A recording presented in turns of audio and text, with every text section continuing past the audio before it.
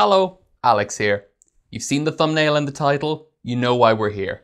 We're going to go over my unboxing of the Hasselblad XPan II, the whole kit with all three lenses.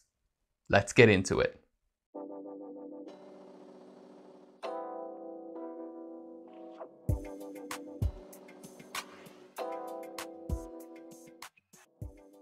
So full disclosure, I have already unboxed it and put a test roll through it.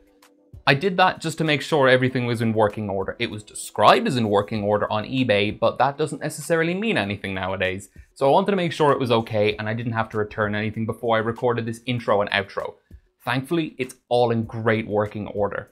The vertical alignment of the rangefinder patch is very slightly off, which is a bit annoying, but the horizontal alignment is perfect, and I've checked that with the old masking tape method. It's perfect. So I can live with that for now, but down the line I will want to look at realigning the rangefinder.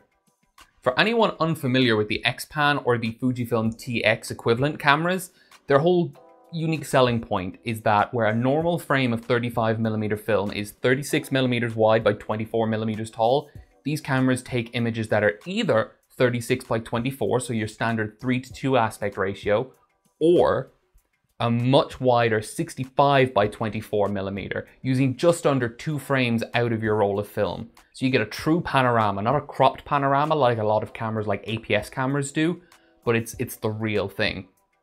It's such a wonderful machine to use, and it's a very different way of shooting. I find myself shooting with diptychs in mind a lot of the time, which is not something I would normally do, at least horizontal diptychs, panoramic diptychs. It's very fun.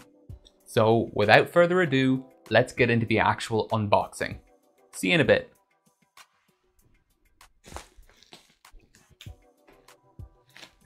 Here it is.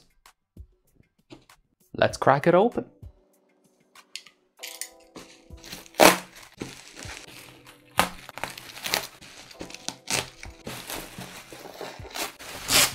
I have to say, I absolutely love this presentation box. It's so cool. So we have 2 tabs under here. We pull these out and the top cover comes off. Inside, what do we have?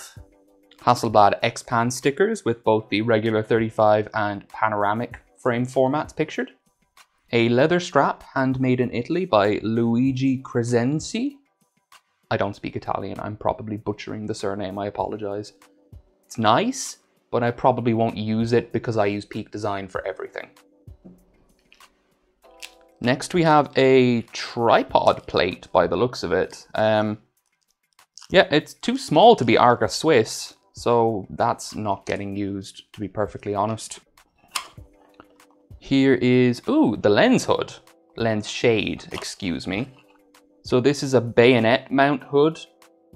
It goes onto the front of the lens around your filters, and it has this nice little lock button that you have to turn in the opposite direction to the direction of rotation to actually take the hood off. So it's sort of a security lock in 2 ways. This is just a cardboard insert. We won't worry about that. And then we have 2 more boxes here. Okay, let's start with this one.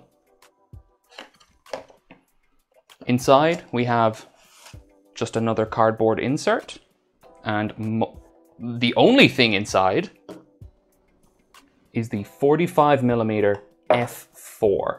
It comes in one of these bubble cases. So this rear lens cap attaches to this ring. So the same rear cap that seals the base of the bubble is just the regular cap on the back of the lens. So we'll put the bubble aside for a minute. My copy of the lens came with a pliable push-on cap. I have nothing against pliable, but I really hate push-on caps, so I'm going to be replacing that.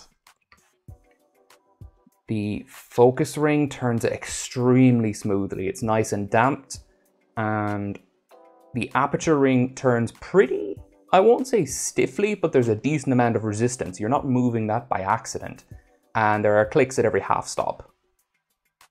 Yeah, looks good to me. So we'll throw that hood on just for aesthetics. Yeah, that looks nice. So we'll swap positions now and open up the big box. So inside we have the manual for the 45 and 90mm lenses. Customer service directory. This camera is still serviced, by the way. and the general instruction manual for this camera. Okay, so I'm going to keep those and read them thoroughly later, but for now, under here, under a single piece of polystyrene, we have the Hasselblad XPan II. This copy of the camera is in great condition. There is some damage to the paint, which I was aware of, and some damage to the leatherette, but it's in very nice condition overall. Okay, so a locking switch on the power button, that's good.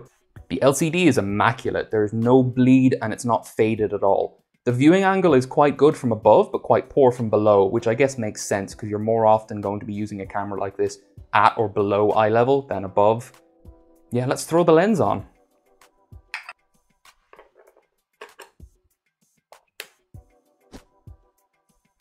So that is attached with a very satisfying click.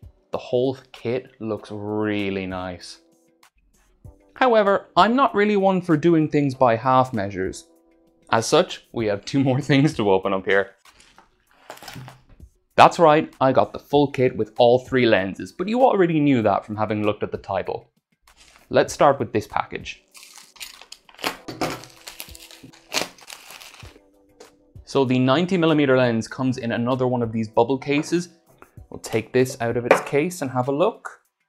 Taking this ring off is a little bit fiddly. I wouldn't want to be doing that all of the time. There's a very slight scratch on this. It doesn't look like a crack, just a deep scratch, so it has been knocked at some point, but that obviously doesn't affect anything. The focus ring also turns very smoothly, perhaps a little bit less resistance than on the 45, and it only focuses down to 1 meter. I have a proper pinchy lens cap in this case, and the aperture ring is also very nice, but a bit louder. Not that that makes a difference. So now let's open the 30. So unlike the 45 and 90mm lenses, which were sold in those bubble caps, the 30 comes as an entire kit because of some of the necessary accessories you need to actually use it. The case itself is nice, it's reasonably sturdy, it's kind of a leatherette. First thing, manual. This lens comes with an entirely separate manual to the others. It's in a bunch of languages though, it isn't actually that thick. First we'll have a look at this. This should be the center filter. So both the 45 and 30mm lenses vignette quite heavily.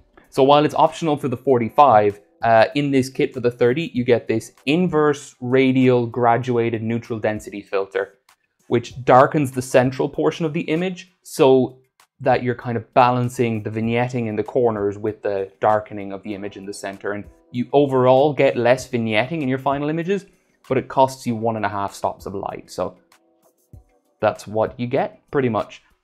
With the 45, it's kind of considered an optional accessory by Hasselblad, but they recommend it at all times with this lens.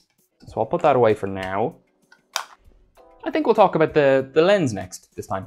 So compared to the other two, this one is quite thick. It's got a 58mm filter thread. It only goes to f5.6, which is not that big a deal. And the focus ring, nice and smooth, down to 0.7 meters. The aperture ring is quite clicky, like the one on my copy of the 90, not so much like the 45, but again, not a problem, just an observation.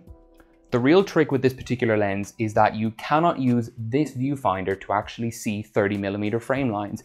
You still use it for focusing using the rangefinder patch, but to see what you're doing, you have to attach this external viewfinder via the hot shoe, and this gives you your 30mm frame lines, both in normal and panoramic mode at the same time, because there's no actual connection between the camera and the viewfinder. There's no communication to tell it which mode you're in. So that just goes like this. You focus using the rangefinder and compose using this viewfinder. I imagine that's going to be quite strange, but it's what you get for such an extreme wide angle on such a wide format.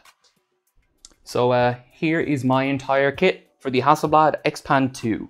There are two main things that I'm missing, which I may pick up in the future, but I have no real plans to at the moment.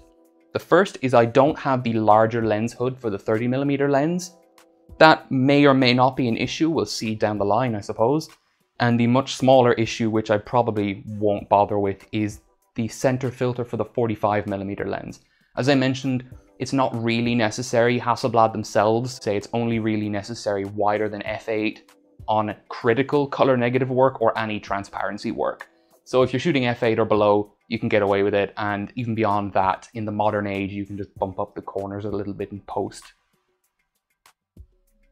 Thanks for sticking around to the end of the video. I hope you enjoyed it, and if you did and you want to see more XPan content in the future, believe me, there is a lot coming. So hit the subscribe button down below. And if you want to consider supporting the channel directly, you can donate to my Patreon, where the tiers start at just €1 per month. If you don't already, follow me on Instagram at Shaka1277 for new pictures every single day. I'll see you soon. Bye bye for now.